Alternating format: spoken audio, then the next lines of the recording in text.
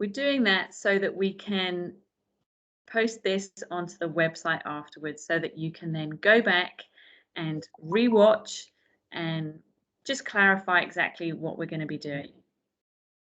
Okay, so welcome to the Collaborative Community Projects 2021. We're so excited that we're getting this opportunity to launch this grant today, and we know that many of you joining us are already doing amazing things in your community, or you've got amazing ideas that you're looking to start, and this is a fantastic opportunity for us to work in with you, which is great. A little bit of background about Carinity. Some of you may know us, some of you may have heard of us, not quite sure how we tie in, but we're an outreach Queensland Baptist, and we exist to reflect God's love to the most vulnerable in our communities, in your communities. So we work with people to empower them and help them reach their full potential. And we do this by working with people rather than doing things for them or to them. We want to help them grow to the best of their ability to reach their full potential. So we do this by focusing on enablement, building relationships, maintaining social connectedness. We all know that isolation and loneliness is a huge issue across the board, facing so many of our communities, wherever abouts that it is. Developing a person's sense of belonging as well. These are huge issues. So the grant. The objectives of this fund that we're talking about today is we want to really facilitate, to strengthen, to grow partnerships between us here at Carinity and Queensland Baptist churches, you, and local services. We want to bring some unity to all of that. And we are looking to fund collaborative community projects. Don't say that fast. Lots of times it's very hard. We want them to be sustainable. So we're not looking at projects that are flash in the pan, that are one-offs. We're going to be really interested in projects that are sustainable. They've got longevity to them, that are creative. This is the time, guys, to really let your hearts, dream, that dream that you've been harboring for years and thought, will it ever come to fruition? Now may be the time to really step into it, to really dream big. And we want them to be really well informed about what's going on in your community. So we're really looking for projects that are well informed and know what's going on in a community. So it's not that you've got an idea that you are trying to fit to your community. This is about seeing what's going on outside your church doors, really finding out what your community needs are. I know that many of you are already doing that, which is fantastic. And so that's the objectives of this fund, okay? Now, we have parameters around what we can fund. We at Carinity, we're a public benevolent institution, a PBI. So that means that all funding allocated to these projects has to be in line with the main purpose of a PBI. It has to comply with the regulations of the Australian Charities and Not-for-Profit Commission, the ACNC. So this is what we have to comply with. And so to ensure that we at Carinity meet these regulations, funding can only be made available under the projects program for local community engagement projects that meet certain criteria, that are aimed in certain focus areas, okay? This isn't to trip you up. This isn't to make it complicated. This is just what we as a PBI have to fulfill. But these aren't complicated focus areas we're talking about, okay? So they fall into three main categories. And as you will see already, these are issues, these are people that you are dealing with as soon as you walk out the front door. So the first one, relieving and mitigating disadvantage. We see disadvantage every single day. This is not something that is complicated to understand. So that's a really simple focus area, the first one. The next one, promoting connectivity for vulnerable people. Again, pretty self-explanatory. And these are the categories of vulnerable people that we can consider. So those at risk of experiencing homelessness, maybe they're recovering from addiction. That covers all areas of addiction. Those affected by family violence. Okay, we all know this is a huge issue that covers so many different demographics, socioeconomic populations.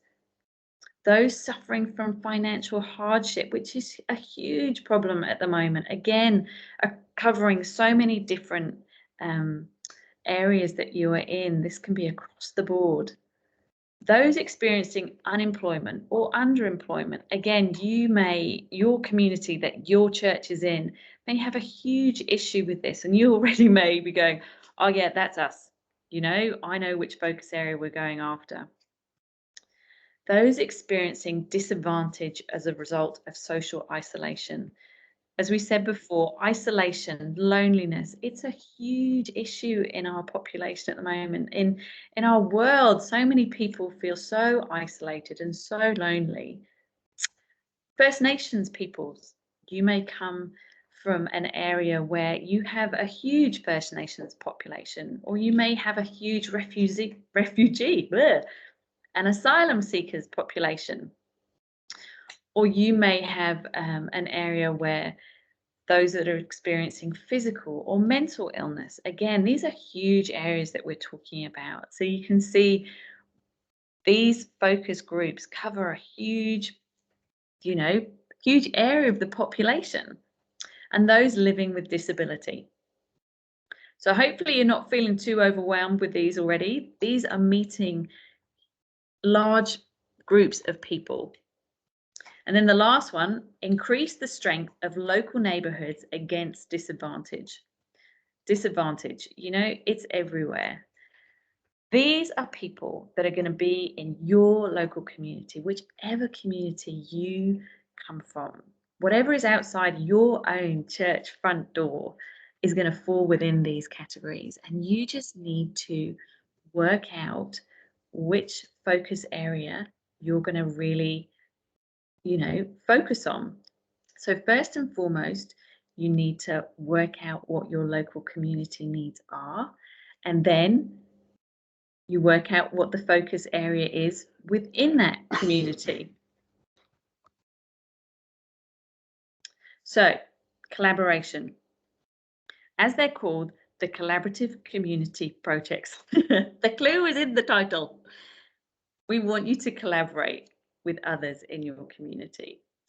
So there's 4 main areas that we're going to look at collaborating with, and we're going to dig into them a little bit more in a moment. So I want you to collaborate with your own church. We don't want you to be lone wolves with this. We want you to bring your congregation along with you. We want you to partner with us at Carinity. And we want you to partner with those members in the local community and also with local community organizations. Now, before you work out these collaborations, you will also have done your digging into your local community and what your local community really needs. As I mentioned previously, we want your project to be really well informed with what is going on in your local community. We don't want your idea to fit your community. We want I said that the wrong way around, didn't I? I'm so sorry. We don't want you to have an idea and make it fit your community. We want you to work out what's going on in your community, to really dig deep, to really talk to people, talk to others in the community already doing some stuff, talk to the local GP, talk to other care agencies. They know what's going on. Talk to school chappies if you've got school chappies there. Talk to members of your congregation. Talk to other churches in the area. I'm stumbling now. Find out what's really going on so that when you're talking about your idea, you know that you're meeting a real community need. So you've worked out what the community need is. You've worked out which focus area you're going to be highlighting within that community.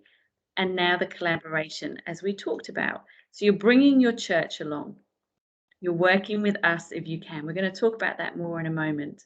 You've got local members of the community that you're helping, that you're offering this project is working with. And you've got local community partners and organisations on board. So let's have a little look a bit more about how we can do that. Collaboration really is key. It's a big part of what we want to do and what we want to see. So as you've been talking to local community members, say you've been talking to the school chappies, say you've got a GP in your congregation who really has got a good feel on what's going on in the community. Say you've been talking to the social services, you're already starting to build up those collaborations. How about you bring them along on your project? So as you're talking to them, you're building that relationship, and then you say, hey, why don't you join us? Why don't you help, be part of this project? That's a great collaboration that you've got going on there. Involve your church members. Share with them your passion for what you're doing, for the project, the idea that you've got going on. Get different groups involved. Get the youth group involved. Get the women's group involved. Often you'll find that there'll be people in your congregation sitting there wanting to help, wanting to be the hands and feet of Jesus out in the community. They just don't know how to help. They just feel, oh, I'm too busy at work, or I've got little kids, or I'm too old, or I can't really do anything. If you can work out within your project plan ways in which different people can help, you'd be amazed how quickly people would jump on board. If you share your passion with them for how you can really make a difference in your community and you bring them on board, if you lead, they will follow. Partner with us here at Carinity. We would love to partner with you. We're already out there in the community doing lots of things, but as we give you this grant money, we would love to be involved with that. We don't want it just to be a case of we give it to you and then poof, we disappear. We'd love to be involved. We're already doing so much out in the community. Maybe you are close to one of our schools that we've got. And I don't know, for an example, say you're thinking of doing a coffee car or a food truck, or wanting to do some kind of community centre with a cafe. How about you invite one of our students from a school who's done a barista course to come and work in your cafe, a morning a week, and then you're giving them work experience and you're loving on them as well. Or how about if you're have got a high, sorry, something's popping across my screen. Say you've got a high density of senior citizens in your community, or you're really interested in helping the senior citizens in your community. We are already in this space. Maybe you've heard of these kindy programs that are great, where you get young families, or you get a local kindy, or maybe you've got a church kindy. You take it into an aged care facility, residential home. We have these, what a great way to partner if you bring in your church kindy into one of our aged care homes. What a great way to collaborate with us. And we know how well they are received and how good they are. Or maybe you're in a church that's got quite a high, senior citizen congregation.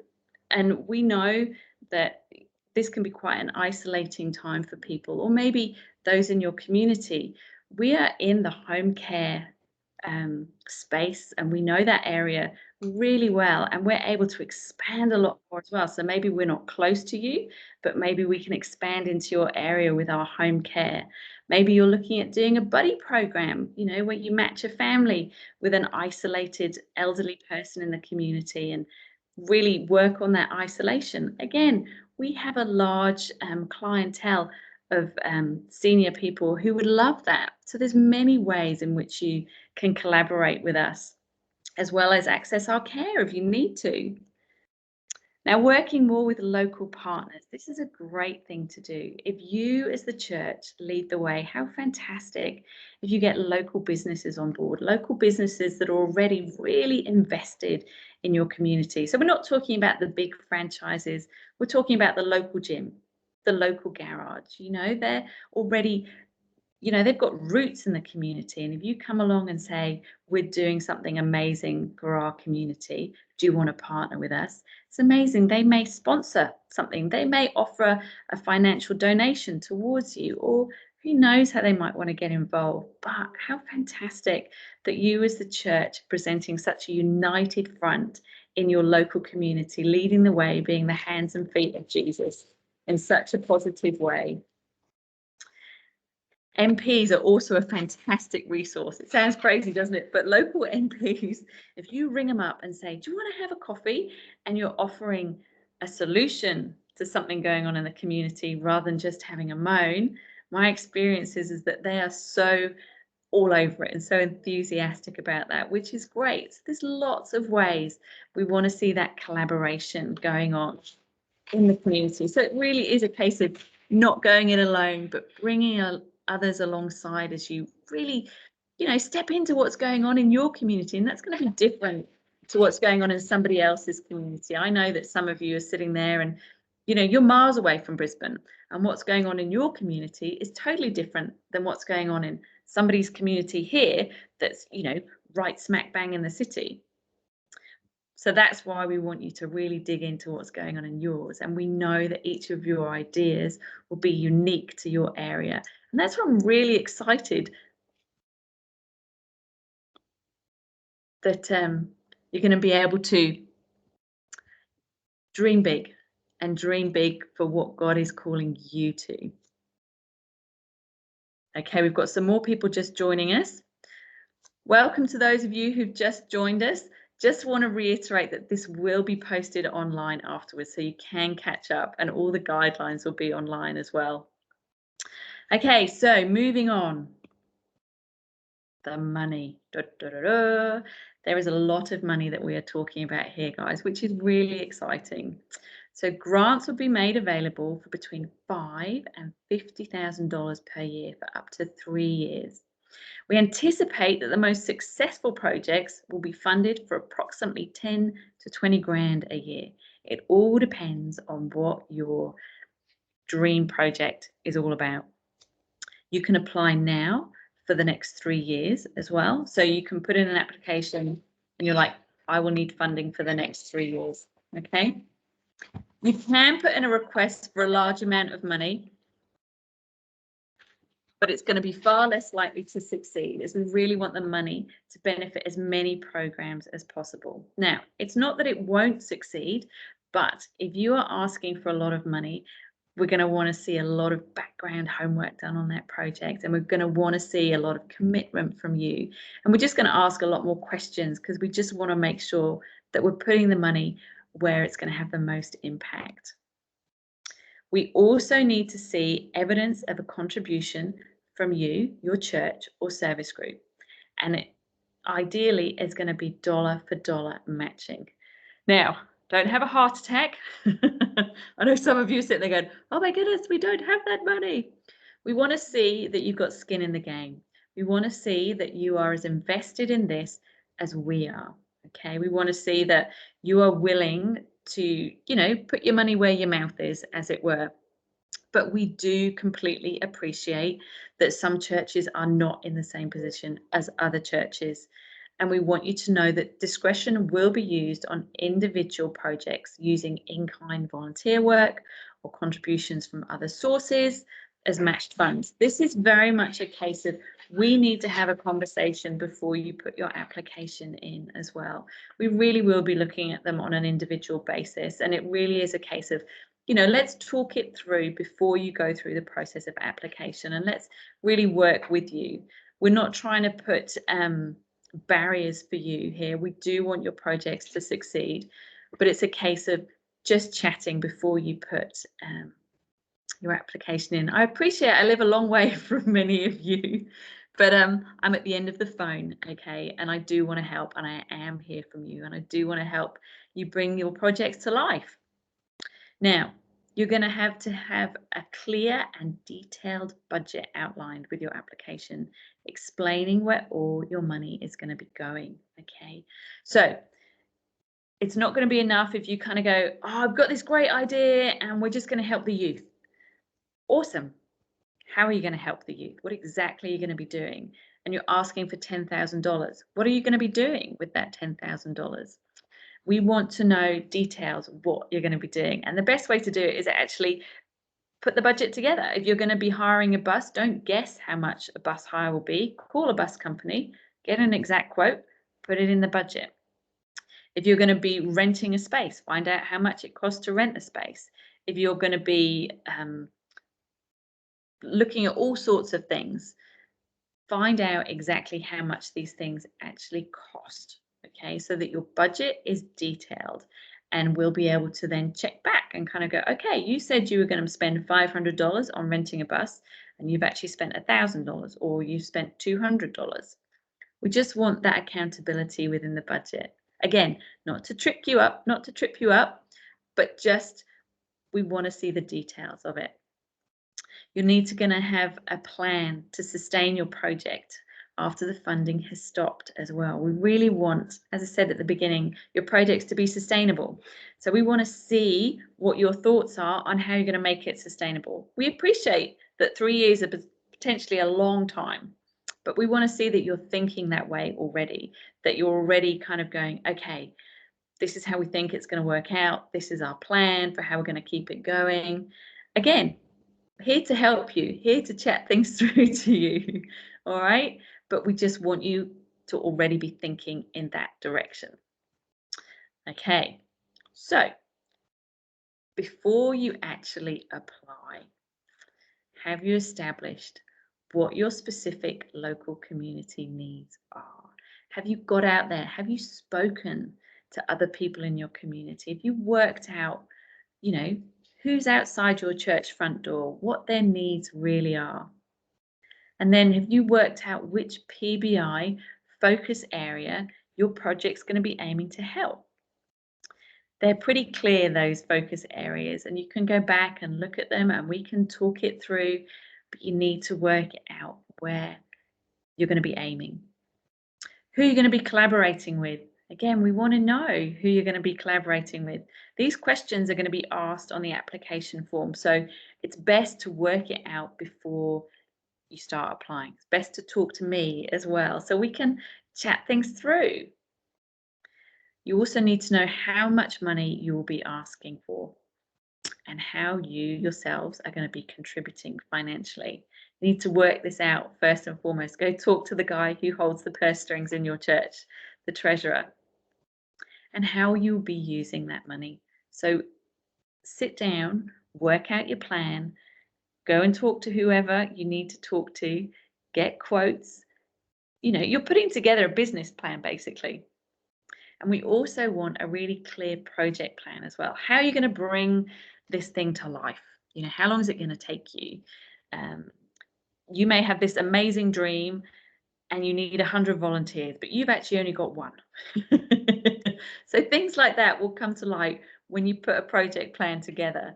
Again, not trying to make this difficult for you guys, and I don't want you to be sitting there feeling overwhelmed. We want to help you bring this to life, but we just need a clear outline of where you're going, where you're heading, who you're helping, how you're going to help them. And your project needs to meet all the Carinity guidelines, which are online and which basically are what we're talking about in this presentation now. So these aren't complicated things, but you do need to do your homework before you put your application in, okay? And have a chat to me. Seriously, we can just get on the phone, we can do a FaceTime, whatever you want to do. If you're close here in Brisbane, we can have that coffee. But let's chat it through. Let's brainstorm before you start doing the application. So now the application process. We have tried to make this as simple as possible for you because we know grant applications can be a little bit overwhelming. Or is that just me?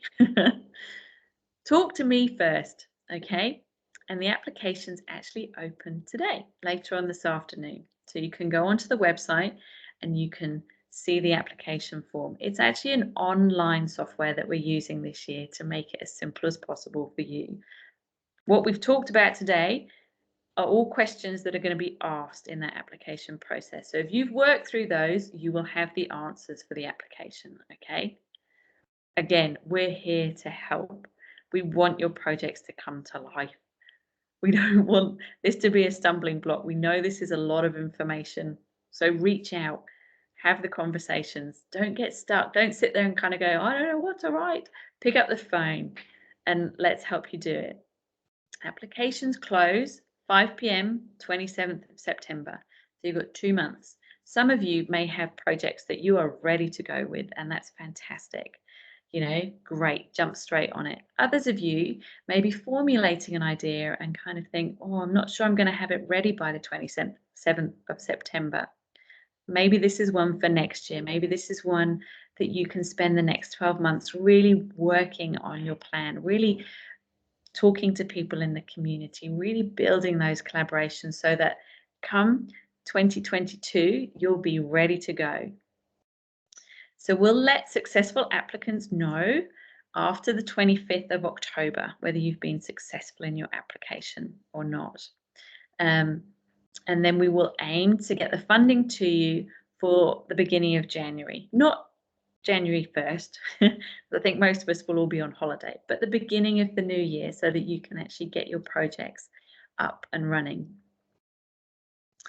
Again, the application is an online portal that you'll be taken to. It really is user-friendly. And one of the joys of it is you can save it and come back to it later, so you don't have to do it all in one go. Call us if you need help. I know I keep saying it over and over, but seriously, don't feel that you're on your own doing this. We're here to help. It also makes it easier for 2 people to work on it. Say you've got the project manager and you've got the treasurer.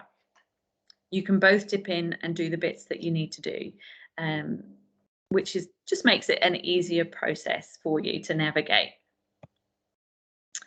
What to include with your application? We've already kind of touched on this, but you're going to need a really detailed budget form. You just follow your nose. It's not complicated on the application. Just put in itemize different things for your budget, okay? The more itemized, the more detailed, the better. Go with that. We really want to see a timeline of your project, a project plan, really how you're going to bring this to life. Again, the more details, the better. And we would really, well, not like, you have to give us a letter from your church council, from your treasurer, whoever signs off on your financial agreements. We need an acknowledging commitment to the project from them. So you, as the project manager, can say, oh yes, we'll commit to 10 grand. And whoever holds the purse strings is there going, oh, I didn't know anything about that. So we just need a letter acknowledging that the whole church is on board. Okay, so what's going to help you get over the line? Not chocolates, unfortunately. Although I do like chocolates, they won't help you get over the line. But ideas that are creative, you know, dream big, get your big hats on and let God really, you know, inspire you. See what he wants to do in your community. And innovative, you know, this is a real opportunity. There's a lot of money that we're talking about here. Imagine what can happen in your community. Also, maybe a project that could work in another church environment, another QB setting. For people that don't have as many resources as you do, can we transport your idea somewhere else? How good would that be? Projects that directly link to existing Carinity clients, as we talked about before, to our aged care facilities, to our home care, to our residential homes, to our schools, to what we're doing already. If we can partner with you in a bigger way, that's going to be really favourable to us. Our ears will really prick up if you can partner with us in a significant way like that. And lastly, projects that you've really done your homework on are going to be awesome, okay? It's going to be easier for you and for us if you've already answered all these questions and we're not having to go back and kind of go, so what are you aiming at? Who are you trying to help? Really do your due diligence before, and that's where it will help if me and you can have that conversation beforehand, and I can really help you kind of clarify what you're doing so that you know that you've ticked all these boxes, okay? Less favourable features. We're really not very excited about funding an air conditioner. Sorry, guys. Capital items are really not very creative to us. And if you put in an application and we've got 50 other applicants, unfortunately, your application will be quite low down on the priority list.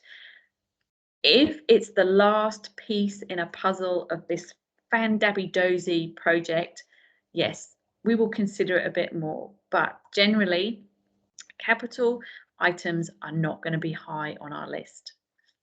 Also, if you've already received funding, so this is more for years down the line when because this will be open every year. If you already received funding this year and you come back next year with a different project idea, unfortunately, you will go down lower on the list. So if you've got a great big idea, put it in the first year with your first application. Projects that are asking for more than $50,000 a year, we just want the money to go as far as possible. Again, if you've got an amazing project that you are bringing to life and we've had that conversation and you've done all your homework and you've really put together an amazing plan, then yes, as I've mentioned many times, each project will be assessed individually. Lastly, projects that don't have a significant contribution from your church. We just want to see that you've got skin in the game, guys, okay, and that you are really committed, that you really believe in where God's leading you as a church into your community. And, you know, if we don't see that in whichever form, it will just put you lower down on, you know, the priority list. But again, each project will be assessed individually. So it's all about conversations. It's all about bringing us into the loop as soon as you can.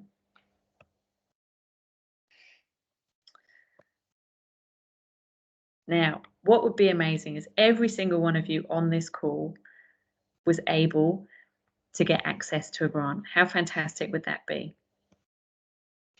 But there is going to be continued, you have to report back to us. We're not just going to send you off and say, see you in 3 years' time. We want to stay in touch with you during that time. So there is going to be a financial acquittal statement and program review every 6 months for the period of the grant. Okay, we want to know that you are spending the money where you said you were going to spend the money. The acquittal statement needs to be signed by the pastor and the church treasurer, again, verifying that the funds have been used in accordance with the budget that you gave to us. And you have to get the person to sign it off who signs off the money. We do trust you guys, but we just have to tick all the boxes. Now, I'm sure none of you are going to fall into this category, but we have to just state it. Failure to allocate funds as you outlined will result in discontinuation of the project funds, and it may even result in us asking for a refund. So that's why it's really important that the money goes where you said it was going to go, and it goes towards what you said it was going to go towards, okay? Because we have accountability as a PBI, so therefore you have accountability to us. So there will be an interim report every 6 months that we would love from you, and we would love to know any good stories. Don't wait 6 months though to tell us good stories. Tell us them straight away. We want to celebrate with you. We want to hear what God's doing through your projects. We want to, you know, we want to be a part of that, and we want to let others know how well things are going. There will be a final program review at the end, and we want you to give us feedback on how it's gone. You know, did this project impact your community as you wanted it to right at the beginning? When you set out this program, when you dreamed big, has it met those expectations? It's really good for you as well as for us to sit back and review what's gone on and really take stock of it and see where God's leading in a new season. You know, maybe you're going to keep expanding, or maybe there's a new season for you. But we just want at the end of the 3 years for you to come back and tell us how well the project has gone, okay? Or if you've only asked for money for 1 year, we want you to tell us at the end of that 1 year how the project has gone, what's happened, you know, how has it impacted your community. So that's the end of the PowerPoint. If you've got any questions, please do type them into the chat. I would love to answer any questions you may have now. I know some of you have arrived later. Welcome. This PowerPoint will be posted, so you can go back and watch it over again. and come back to me with any questions that you have. I know many of you may go home tonight and think, oh, just needed to ask that particular question. Reach out, get in touch. I'm here to help. I have a background in doing outreach projects and a background of working in churches. So I've been on your side of the fence and now I'm on this side of the fence. And our heart here at Carinity is really to help you guys get your projects off the ground and really make an impact, be the hands and feet of Jesus in your communities. Okay, so do we have any questions? Julie's asking what your email address is. My email address is sarah.watterson@carinity.org.au. Hopefully you should have got it on when I sent the links through to you. Two more coming through. Okay. So Elena and Joanna. Yes. Okay, so I see Elena and Joanna are coming through.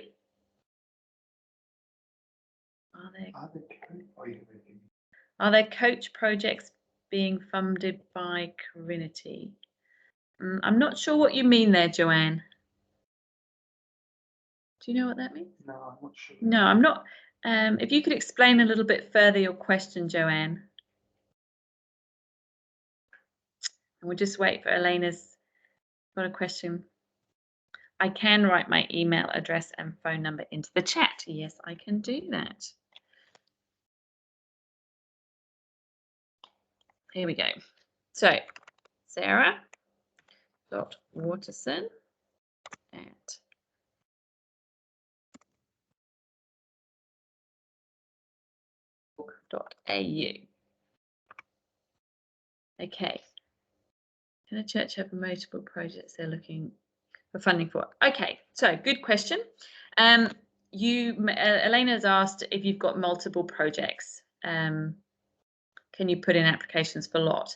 So we want the money to go as far as possible. So if you have got multiple projects, I would pick your favorite one that you really, really want to go for and put that in as your main project application. We will consider the others, so you can put them in, but the others will go lower down on the priority list. As I say, we want the money to go as far as possible. So highlight which is your main preferable project. We can talk about that. And then the other ones you can apply, but they will go lower down the list, because say we have, these 50 applicants, we don't want to give all the money to one church. Okay, if that makes sense. Okay, coach. Joanna's just put a question in: coach parenting mentor that crossways. Wow. Sounds like an amazing project, Joanne. We don't know anything about it at the moment, so it's definitely something we can have a conversation around, and you can explain more to me about it. If it falls within our categories and within the guidelines, then definitely we can look at it. But that's something for more of a conversation that we can have on a one-on-one basis. It sounds like an amazing project that they're bringing to life, though.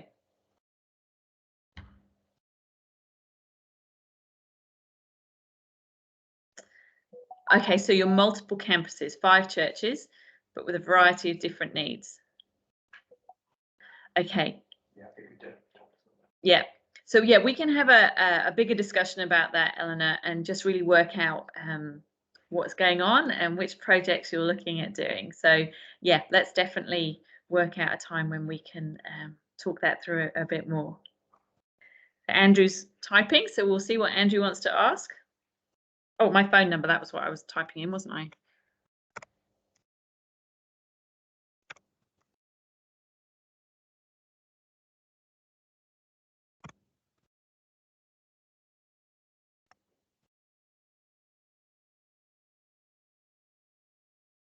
Okay, is the demographic limit on a PDI? I think it does need to fall within one of the PBI categories, but oftentimes you'll find that you're talking about the bullying space. Oftentimes there'll be something else going on as well. So it may be that they're disadvantaged in some other way. So that again is worth a conversation. Sometimes it's when you sit down and really talk about the project that you're looking at, if you're looking doing something in the bullying space, if we unpack it a little bit more, then we can see whether it would fit within a PBI. So again, that's more of a conversation that we need to have, and perhaps for you to kind of think how it could fit within the PBI categories. Again, that's why we keep saying, let's have conversations, and each project will be looked at individually, because, you know, from your perspective, you know that you're looking at this, but we need to fit it within the PBI areas so that it fits within those. Hope that answers that question, Andrew. On there for everyone. This PBI. PBI, okay. So we are a public benevolent institution, which means that we are accountable for what monies we give out, and all monies allocated have to fall within certain categories. That's part of the Australian Charities Commission. It's at the it is at the beginning of the presentation, so please feel free to go back. But that's why I keep talking about focus groups and meeting these criteria, because we are legally bound as a PBI. Monies have to be allocated within those certain areas. But it's about having conversations, because oftentimes, you know, the area that you're looking in, if you sort of expand it a little bit, it will then fall within a category. Hope that makes sense.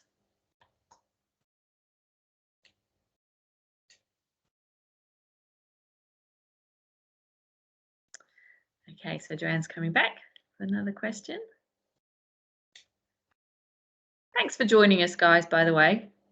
It's great to have you online. Sorry that you're all muted and that you can't see each other, but it was the best way to be able to get through this.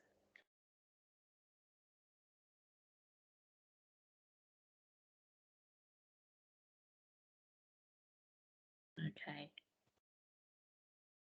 Just takes a little while for the questions to come through, so we're just waiting for those.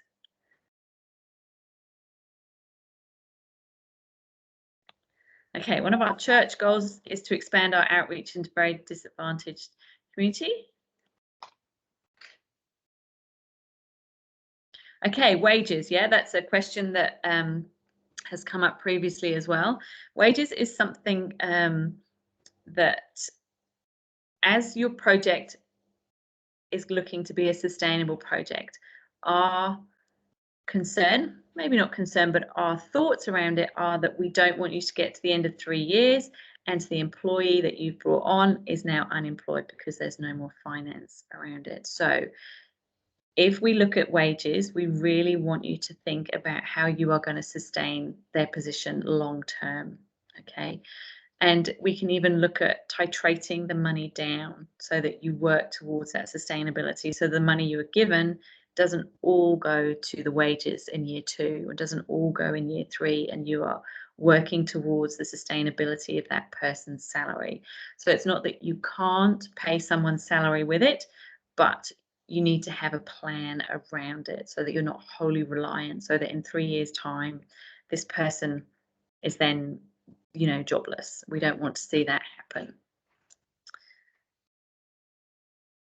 Do you have a focus? Yes, we do. So Eleanor's question, do you have a focus on refugee and migrants in this grant? Yes, one of the focus areas is refugees, asylum seekers and migrants. So yeah, that definitely falls within one of the focus areas. So it's a case of working out what is needed in your local community. Okay, we appreciate, as I said before, all of you come from very different communities. All of you are dealing with very different people outside of your church front doors. So you're all going to be dreaming of projects that are completely different to the next person. So what's applicable for one won't be applicable for the next, but that's where we are bound by the parameters of this PBI. Okay, awesome. Do we have any more questions? If not, we will close this one out. Thank you all so much for attending. I'm here. Do reach out, get in touch. If you've got questions, happy to answer them. And yeah, let's arrange a time to actually get together to chat, either in person or online. I'd I'd love to meet you. Can't wait to hear about your project ideas and help you get them off the ground. Take care, guys. Okay, bye-bye.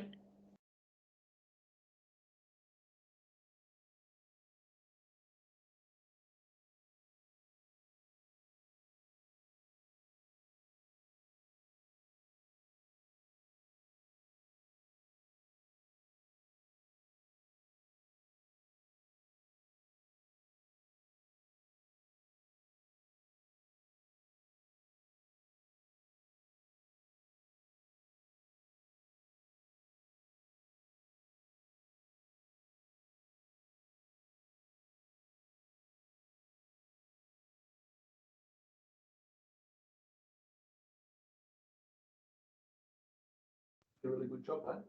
Thank you. I appreciate that. Just got it. Alrighty, so we've got Clyde at 4 o'clock, 3:30. So he just wants to run through application in the live environment and make sure it's all working.